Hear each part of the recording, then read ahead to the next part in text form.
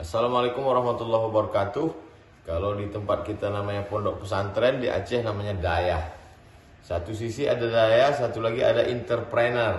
Dididik orang menjadi punya bakat yang luar biasa dalam bidangnya masing-masing. Nah, ini kalau disatukan luar biasa. Dayah entrepreneur Darussalam.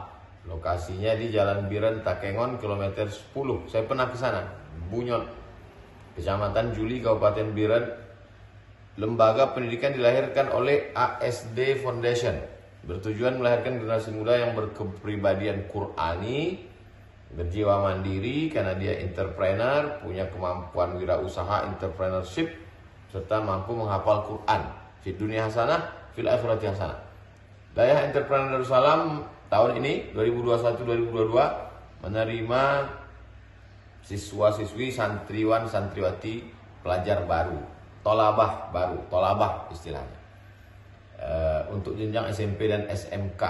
Pendaftarannya buka tanggal 18 Januari 2021 sampai 28 Februari 2021. Mari kita selamatkan anak-anak kita dari narkoba, dari pergaulan bebas, ke Dayah Entrepreneur Darussalam.